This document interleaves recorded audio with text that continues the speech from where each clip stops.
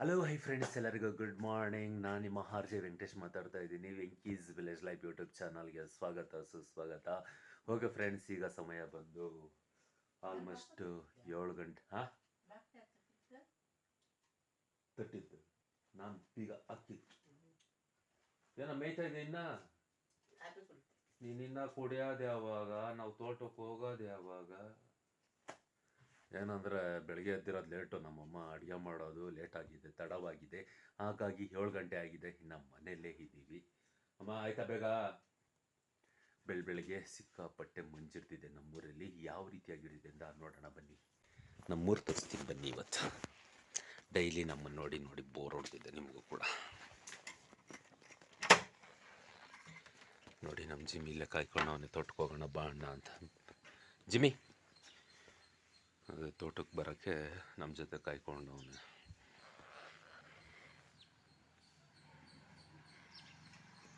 ನನ್ನ ಗಾಡಿ ಕೂಡ ವೆಯ್ಟಿಂಗ್ ಮಾಡ್ತಾ ಇದೆ. ತೋಟಕ್ಕೆ ಬರಕ ಹೋಗು, ನೀನು ಪಾಡೋಕೆ ನೀನು ಹೋಗು. ದಾರಿ ಗೊತ್ತಿಲ್ಲ? ಹಾಂ, ದಾರಿ ಗೊತ್ತಿಲ್ಲನಾ? ನಿನ್ನ ಪಾಡೋಕೆ ನೀನು ಹೋಗೋಕ್ಕಾಗಲ್ಲ? ಹಾಂ, ಕಣ್ಣನ ಮಗನೇ. ಓಕೆ, ಅಡುಗೆ ಎಲ್ಲ ಆಗಿದೆ.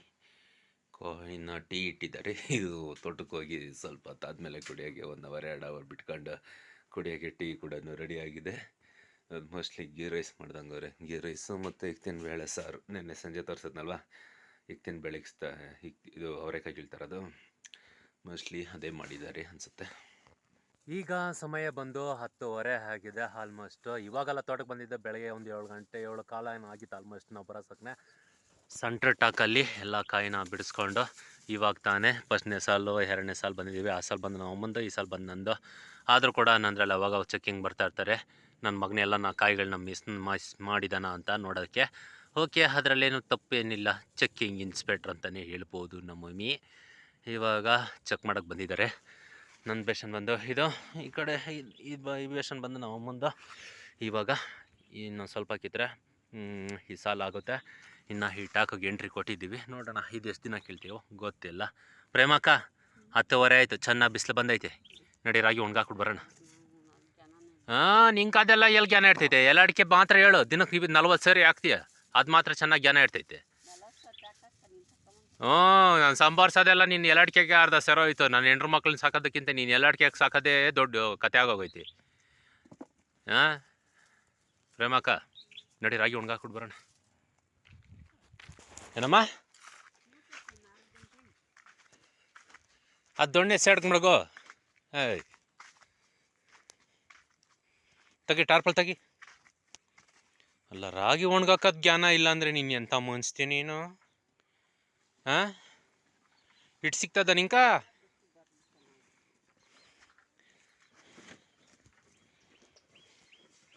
ಪರವಾಗಿಲ್ಲ, ಚೆನ್ನಾಗಿ ಒಣಗೈತಲ್ಲ. ಇವತ್ತಿನ್ನ 60 ಆಗ್ಬಿಟ್ರೆ ಅಲ್ಲೊಂದು ಜಾಗದಾಗ ಅರ್ಧೋಗೈತೆ ನೋಡ. ಇದು ಕೆಳಗಡೆ ಚೀಲ ಹಾಕ್ಬಿಡು, ಬುಸ ಚೀಲ.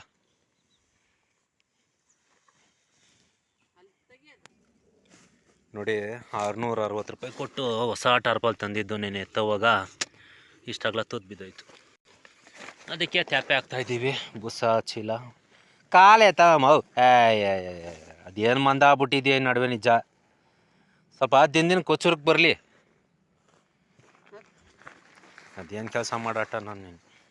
ಆ ಟಾರ್ಪಲ್ ನಾ ಇವಾಗ ಹೇಳಿ ಫಸ್ಟಲ್ಲಿ ಮಾವು. ನಾನು ಹೇಳ್ದಂಗೆ ಕೇಳೋ, ಜೀವನದಲ್ಲಿ ಉದ್ದಾರ ಆತೀಯ.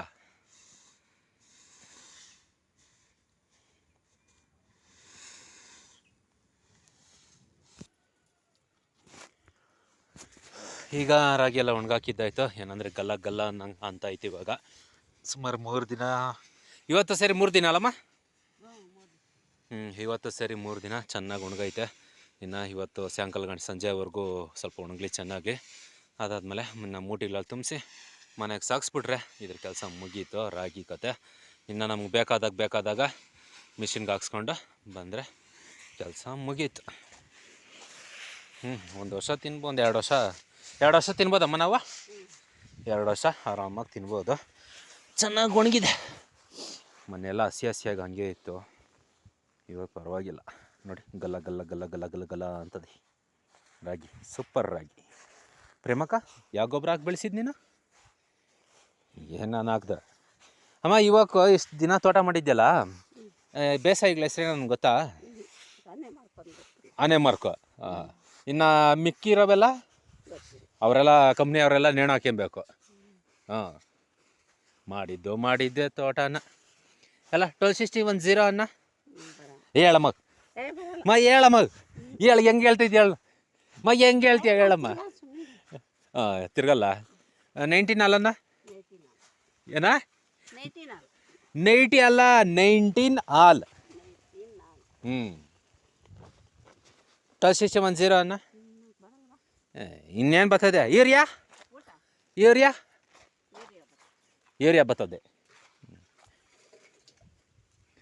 ಓಕೆ, ಇವಾಗ ಏನಪ್ಪ ಅಂದರೆ ನಿನ್ನೆ ಸಂಜೆ ಬಿಡಿಸಿದ್ದು ಮತ್ತು ಇವಾಗ ಬಿಡಿಸ್ತಾ ಇರೋದು ಎಲ್ಲ ಎತ್ಕೊಂಬಂದು ಇಲ್ಲಿ ಟರ್ಪಲ್ ಮೇಲೆ ಹಾಕ್ಕೊತಾ ಇದ್ದೀವಿ. ಗಾಳಿಗೆ ಅರವಸಿ ಆಗ್ತೈತೆ.